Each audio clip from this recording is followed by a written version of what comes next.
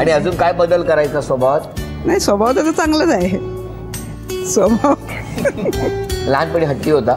हट्टी तर आहेच थोडा तो. आहे ना, मग एक एक बाहेर येत आहे. खूप हट्टी आहे. नाही एवढं नाहीये, पण आता कमी झालाय. आता कमी झालंय थोडं. लग्न झाल्या ठरल्यापासून काय मग अजून तुम्ही काय सांगाल? दोघांनाही काय सल्ला द्या? दोघांनी काय लग्नानंतर व्यवस्थित राहावं. हा, आनंदात राहा. बाबांचं काय म्हणणं सांगा? व्यवस्थित राहा, आनंदात. एवढंच थोडक्यात अपेक्षा एवढं. आई तुम्ही काय सांगणार? दोघांनी व्यवस्थित राहावं. मुलीला काय सांगणार? त्यांच्या ते सासू सासऱ्यांचा सांभाळ करावा. माझा केला तर त्यांचा पण तिथे करावं शेवटपर्यंत. तुमचा पण सांभाळ करावा. हो ना. मग आता लेकीचं लग्न होणार बरोबर. इतके दिवस एकमेकीला दोघीच होता तुम्ही. कसं वाटतंय आता? दुःखच वाटतं. एकटीच आहे तर. आनंद पण आहे ना? आनंद पण आहे, दुःख पण आहे. हो. आई मिस करायला लागली. हो ना. हो. काकी तुम्ही सांगा. खूप छान आहे आमची मुलगी. सासरी गेल्यावर तिथलंही व्यवस्थित पाहायचं आणि आम्हालाही आमच्याकडेही लक्ष द्यायचं थोडंसं. कारण आम्हाला मुलगा नाही आहे, पण आम्ही आमच्या 3 मुलींनाच मुलगाच मानतो. त्यामुळे जावया बापूंनी आमच्याकडे व्यवस्थित लक्ष ठेवायचं सगळ्यांवरती. कळतंय ना जावई बापू? ऐकताय ना? मुलाची कमी जी आहे ती त्यांनी भरून काढा. नक्की नक्की. बरोबर. आता अजून सांगा या दोघांच्या स्वभावाबद्दल. पाठीमागे द्या माई. कोण कोण काय काय बोलणार? दीदी खूप छान आहे. दीदी ही कोण असते?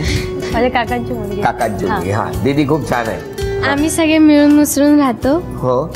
हा, आणि ही दीदी खूप बोलते. खूप बोलते? अरे वाटत नाही. आज तर एकदम गप्प आहे. पूर्ण दिवस चपट चपट चालूच असते. चपट चालूच असते. खूप बोलते ना. अजून कोण बोलणार? मला वाटतं माझी फ्रेंड मला सोडून जाणार. कारण मी जेव्हा सर्व्हिसवरून येते, कामावरून येते, तेव्हा मी तिच्यासाठी नेहमी जागा ठेवते. आणि ज्या वेळेला ती जाणार तर मला खूप दुःख होईल. कारण मी तिला लहानपणापासून माझी मुलगीच मानते. बस आनंदाने राहावी हेच माझी इच्छा. पुढे जयेश भाऊ माझे लहान दीर आहेत. त्यांचा स्वभाव खूपच प्रेमळ आहे, खूप चांगला आहे. सर्वांशी मिळून मिसळून राहतात. मी या घरात आल्यापासून मला कधी भावाची कमतरता जाणवलीच नाही. त्यांनी ती भरून काढली. ओके.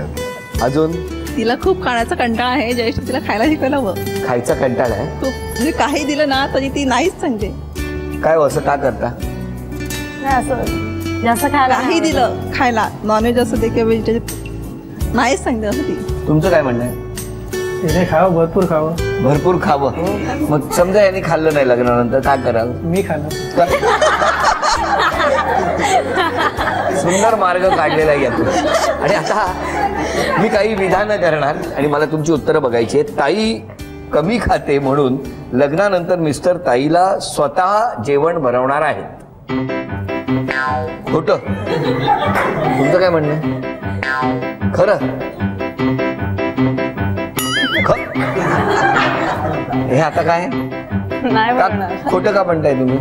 नाही तोच काही मला नाही देणार. काय हो खरं काय? देऊ देणार बनवणार. हो. आता लग्नानंतर बघायला काय आम्ही नसणार. रोज नाही. रोज नाही. मग आठवड्यात नाही. फक्त संकष्टी वगैरे असली. पुढचं विधान मिस्टर ताईपेक्षा जास्त चिडचिड करतात. खोटं? ताई खरं? तुमचं काय म्हणणं? खरं. तुम्ही यांच्यापेक्षा जास्त चिडचिड करता. का हो? का? स्पेसिफिक असं रिझन नाही, पण चिडचिड होते. मग कधी कमी होणार? कमी होईल वाटतंय. बर. मिस्टर ताईला औषधं देखील भरवणार आहे. खोटं?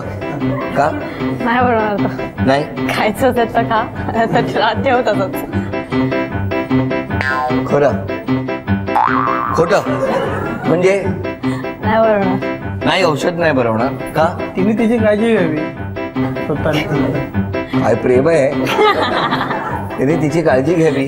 हो मी घेऊ तो तसं काय नाही. पण औषध आता जेवण बनवणार तर औषध बनवायला काय प्रॉब्लेम आहे? चमचाभर द्यायचं असतं. कधी औषध तर कधी जेवण दोन्ही नाही. अच्छा म्हणजे वाटून घेणार. वाटून घेणार. काय 15 आठवड्यात एकदा औषध दिलं तर एकदाच भरवणार? नवीनच आहे काहीतरी. बरं. या दोघांनाही सुखासाठी, त्यांच्या सुखी संसारासाठी शुभेच्छा देऊया. आणि देऊया झी मराठीकडून एक छोटासा आहे. अभिनंदन. शुभेच्छा.